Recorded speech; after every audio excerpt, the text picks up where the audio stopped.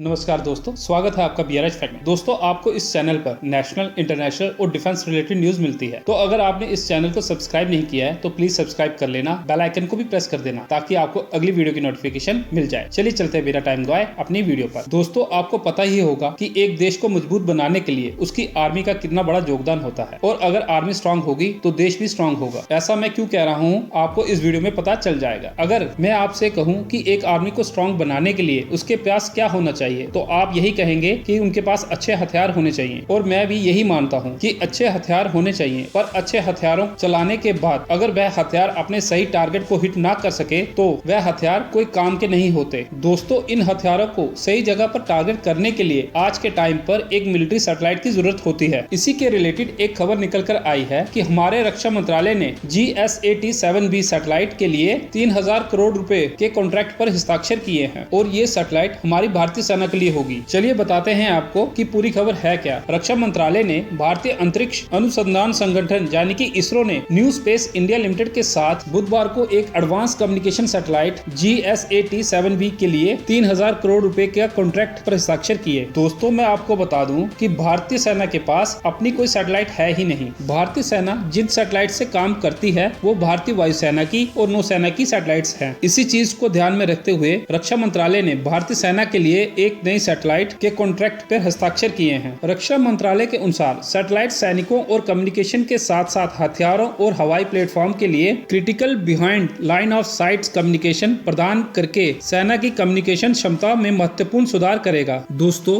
मैं आपको बता दूं, इसरो पूरी तरह से अपने दम पर 5 टन के जियो स्टेशनरी सैटेलाइट का निर्माण करेगा। रिपोर्ट के अनुसार सेना को 2026 में सैटेलाइट प्राप्त होने की सबसे ज्यादा संभावना है। रिपोर्ट के अनुसार उन्नत सुरक्षा सुविधा वाला सैटेलाइट न केवल जमीन पर सैनिकों की टैक्टिकल कम्युनिकेशन क्षमताओं का समर्थन करेगा, बल्कि रिमोट पायलट एयरक्राफ्ट रक्षा हथियारों का भी समर्थन करेगा। सैन्य सैटेलाइट एक आर्टिफिशियल सैटेलाइट है जिसका उपयोग सैन्य उद्देश्यों के लिए किया जाता है। दोस्तों, एक रिपोर्ट के अनुसार दिसंबर 2018 तक आकाश में 320 सैन्य या ड्यूल उपयोग वाले सैटेलाइट हैं, जिनमें से आधे अमेरिका ओन करता है। इसके बाद रूस, चीन और भारत का स्थान आता है। दोस्तों, GSAT-7B ये सैटेलाइट भारतीय सेना के लिए एक समर्पित सैटेलाइट होगा। ये सैटेलाइट भारतीय सेना को सीमावर्ती क्षेत्रों में अपनी निगरानी बढ़ाने में मदद करेगा। अगर हम वर्तमान की बात करें कि भारत के पास कितने सैन्य सैटेलाइट हैं, तो मैं आपको बता दूं कि सेना के लिए भारत के पास सिर्फ 2 ही सैटेलाइट्स हैं। GSAT-7 रुक्मणी नाम है इसका, और GSAT-7A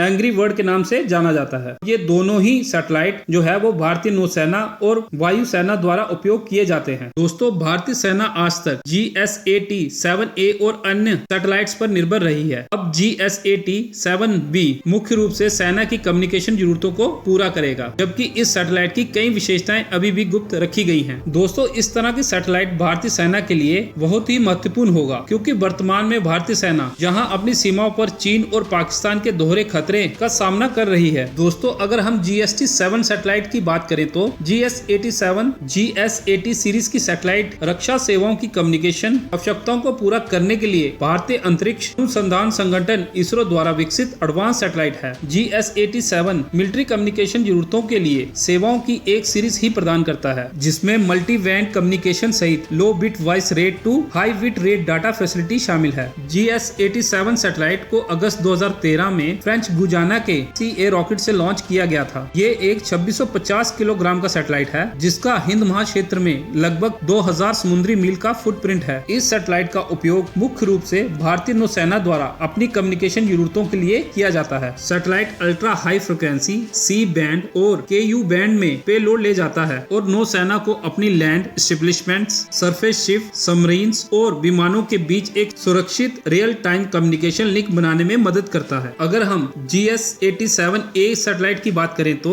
ये सैटेलाइट 2018 में श्रीहरिकोटा के सतीश धवन अंतरिक्ष केंद्र से लॉन्च किया गया था। ये सैटेलाइट भारतीय वायुसेना के लिए ग्राउंड रेडार स्टेशन, एयरवेस और airborne early warning and control aircraft के बीच कनेक्टिविटी को बढ़ाने में मदद करता है। ये मानव रहित हवाई वाहनों यानी कि UAV के सैटेलाइट्स कंट्रोल ऑपरेशन में भी मदद करता है, जो जमीन पर कंट्रोल ऑपरेशन की तुलना में ऑपरेशन को काफी हद तक विश्वास प्रदान करता है। दोस्तों, GSAT-7B सही दिशा में उठाया गया एक कदम है, लेकिन भारत के पास रियल टाइम इमेजरी या इलेक्ट्रॉनिक इंटेलिजेंसी प्राप्त करने के लिए पहले एक लंबा रास्ता तय करना करना है, जो आधुनिक युद्ध की गति को बनाए रखने के लिए अक्सर आवश्यक होता है। और दोस्तों, जब अंतरिक्ष क्षेत्र की बात आती है तो चीन पहले से ही काफी अच्छी स्थिति में है, क्योंकि वह पहले से ही अंतरिक्ष कार्यक्रम में भारी निवेश कर रहा है। और भारत को भी चाहिए कि हम भी अंतरिक्ष की दिशा में और ज्यादा काम करें। दोस्तों, आपका क्या कहना है पूरी अपडेट पर, प्लीज कमेंट करना। और अगर आपको ये वीडियो अच्छा लगा हो तो इसे लाइक और चैनल को सब्सक्राइब कर देना। जय हिंद।